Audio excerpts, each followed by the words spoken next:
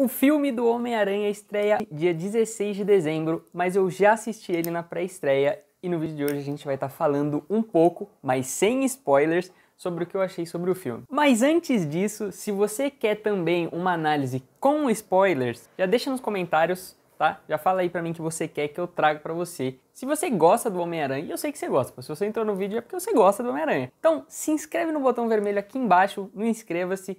É de graça, ativa o sininho, deixa o seu like e lembra de compartilhar esse vídeo com seus amigos, que eu tenho certeza que eles vão gostar da análise e vão ficar ainda mais animados para assistir o filme. E me segue nas redes sociais que eu deixo na descrição do vídeo, porque eu sempre aviso lá quando tem vídeo novo, fora o conteúdo exclusivo que eu faço lá no Instagram.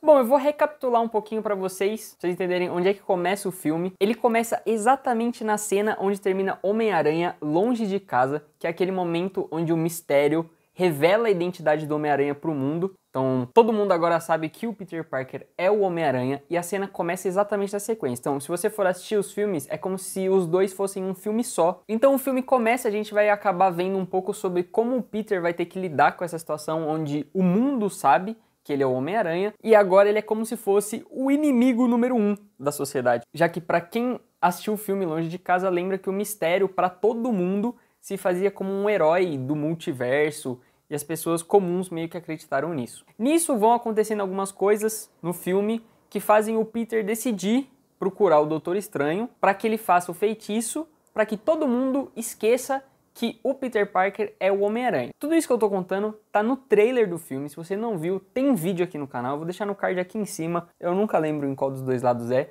mas tá no card. Só que por algum motivo, que eu não vou falar aqui, obviamente, o feitiço do Doutor Estranho dá errado e alguns vilões do multiverso do Homem-Aranha acabam parando em Nova York e agora o Peter vai ter que lidar. Eu não vou explicar exatamente como, nem o que ele tem que fazer, mas ele vai ter que lidar com esse grande problema. Eu não posso falar muito sobre o resumo do filme aqui, porque tem tanta coisa acontecendo que tem muito spoiler pra dar. Então isso acabaria ficando pro vídeo sobre spoilers. Esse aqui é mais uma análise só pra vocês entenderem o quanto o personagem melhorou nos cinemas agora. E aqui nesse vídeo, nessa análise, eu quero repassar algumas críticas que as pessoas, no geral, os fãs faziam ao Homem-Aranha do Tom Holland e que nesse filme foi um pouco desconstruída essa história. A primeira coisa que eu queria falar pra vocês é que uma grande crítica que faziam ao Homem-Aranha, comparado ele ao Tobey Maguire e ao Andrew Garfield, é que ele era muito infantilizado. Mas uma das coisas que vocês precisam entender é que lá no Homem-Aranha de Volta ao Lar, o Peter tem só 15 anos. Ele é só um adolescente com superpoderes. Então é lógico que ele se comporta de uma maneira imatura muitas vezes, porque ele é uma criança. E aí a gente passa nesse momento onde ele vem do primeiro filme com 15, aí no Longe de Casa a gente não pode esquecer que entre esses dois filmes tem todos os problemas que aconteceram no Vingadores Guerra Infinita e Ultimato. Então de certa forma se passaram 5 anos. Era pra ele ter 21, mas ele ainda tem 17, já que teve o pequeno blip de 5 anos lá do Vingadores Ultimato, pra quem não se lembra disso. A grande lição que o Peter tira daquele filme é que, no fundo, ele precisou ser traído pelo mistério, pra ele entender que ele não pode confiar em qualquer um, ainda mais sobre a identidade secreta dele. E quando ele chega nesse filme, aí sim a gente tem um amadurecimento total do personagem.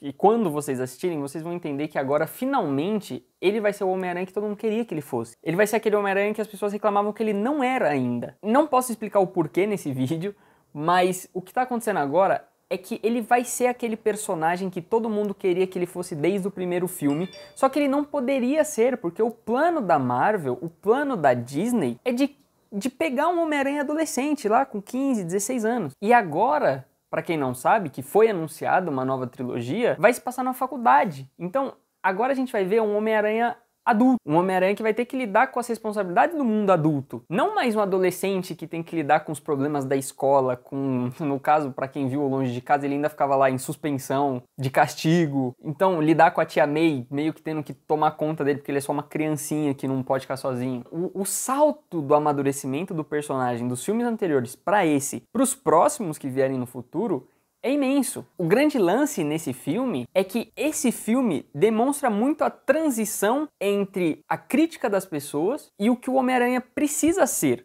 E eu vou exemplificar isso pra vocês. Quando a gente assiste lá os filmes tanto do Tobey Maguire quanto do Andrew Garfield, se você começa os dois filmes, você começa a entender que o Peter ele ganha os poderes, ele fica uma pessoa vingativa. Tanto é que quando o tio Ben do Tobey Maguire morre, o Homem-Aranha vai atrás do cara pra matar o cara. Então, você falar que o Tobey Maguire não era imaturo no começo do filme, também é um absurdo, já que ele usava os poderes pra ganhar dinheiro. Ele foi lá fazer aquelas lutas clandestinas pra ganhar dinheiro, pra comprar carro, pra impressionar a mulher. Então ele também era imaturo. Mas o que acontece na primeira hora do filme, tanto do Tobey Maguire quanto do Andrew Garfield? Eles precisam perder alguém pra amadurecer. Esse foi o caminho que o roteiro desses filmes cria para que o personagem evolua. O que aqueles dois personagens passaram em meia hora, até a morte do tio Ben no filme deles, é o que o Tom Holland passou em 3 filmes. Então é só uma origem diferente, é como se eles quisessem que o personagem amadurecesse de um jeito diferente. Você começa com um personagem infantil que precisa da ajuda do Homem de Ferro, que o Homem de Ferro dê tudo pra ele, e aí o Stark morre, então ele já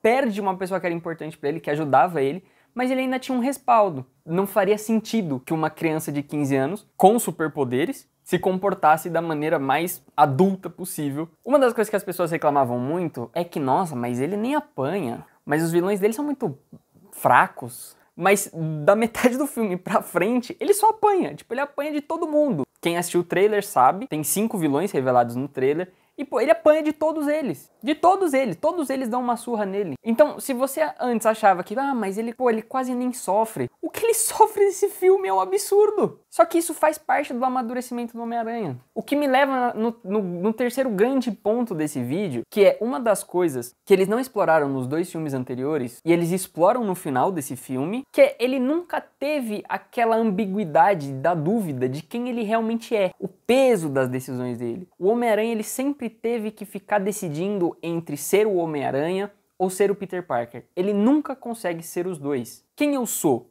O que eu sou? Eu sou uma pessoa ou eu sou o herói? Esse é a verdadeira essência do personagem que Homem-Aranha de Volta ao Lar e Homem-Aranha Longe de Casa não trouxeram pro Tom Holland ainda, mas esse filme faz de um jeito espetacular. Finalmente, a situação coloca ele na parede para que ele decida. E isso faz parte do que eu falei mais cedo, faz parte do amadurecimento do personagem. Nunca que um moleque de 15 anos ia conseguir decidir entre o futuro da cidade e a vida dele, pessoal. Então, esse filme, ele realmente introduz tudo aquilo que quem é fã mesmo do Homem-Aranha, e ó que eu não tô nem falando sobre personagens que aparecem, sobre situações que eu não posso falar nesse vídeo sem spoilers, são 2 horas e meia de filme. E só o que eu tô falando pra vocês é que esse filme transforma o Tom Holland em o melhor Homem-Aranha que vocês vão ver. Muitas vezes você fica na beirinha de chorar, porque ele vai sofrer nesse filme. Porque o filme é sobre trazer a essência do Homem-Aranha pro CM. É sobre isso. E tá tudo bem. Tratando não só sobre o amadurecimento do personagem, uma coisa que eu preciso ressaltar, e é uma característica marcantíssima do personagem nos quadrinhos,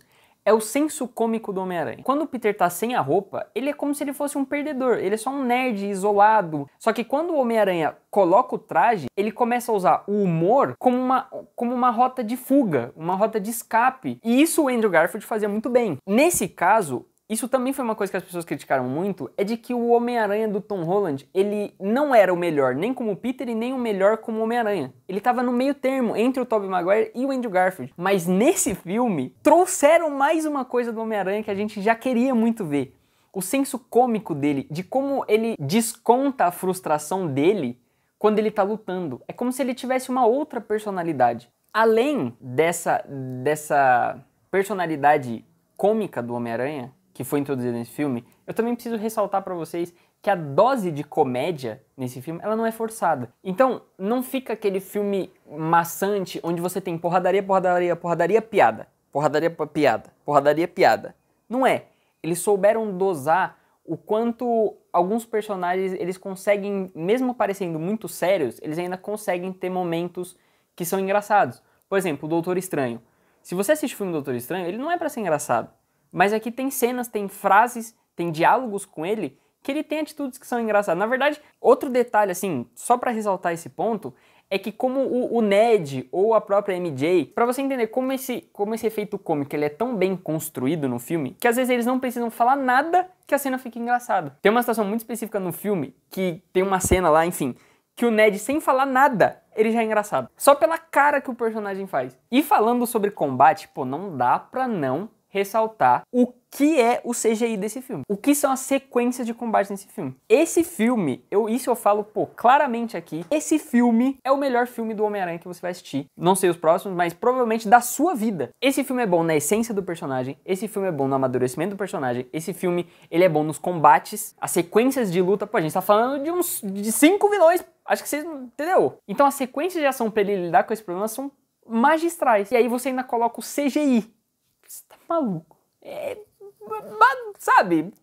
Porra, é impossível não falar. É incrível. E se você for olhar na internet, eu não concordo muito com essa comparação, mas as pessoas estão comparando muito com Vingadores Ultimato. O que foi o Ultimato pros Vingadores é o que esse filme é pro Homem-Aranha. Essa é a comparação pra mim. A grandiosidade do que foi o Ultimato pros Vingadores é a grandiosidade desse filme pra todos os Homem-Aranha que a gente já viu até hoje. Assista o filme, porque esse filme ele é perfeito. Ele é perfeito. Eu garanto pra você que você não vai se arrepender. E a última coisa, antes de encerrar esse vídeo, se você estiver vendo aqui antes de assistir o filme, não saia do cinema antes da segunda cena pós-crédito. Sim, esse filme tem duas, assim como teve Eternos, esse filme tem duas cenas, tá? Então o filme termina, tem lá o nomezinho dos personagens normal, antes de ser os créditos que você conhece, aí tem uma cena. Aí vai passar os créditos lá, tela preta, tudo. No final dela, tem mais uma cena. E muita gente saiu do cinema antes da segunda cena. Então, não saia do cinema, tá? Eu prometo que você não vai se arrepender, porque a segunda cena é muito melhor que a primeira. Bom, pessoal, esse foi o vídeo de Homem-Aranha Sem Volta Pra Casa, mas sem spoilers esse vídeo, hein? Lembra também de se inscrever, deixar o seu like, comentar se você gostou do vídeo, que isso é muito importante, compartilha com seus amigos e também me segue nas redes sociais, que eu deixo aqui na descrição do vídeo para você ficar por dentro sempre que sair vídeo novo, tá bom? Um grande abraço!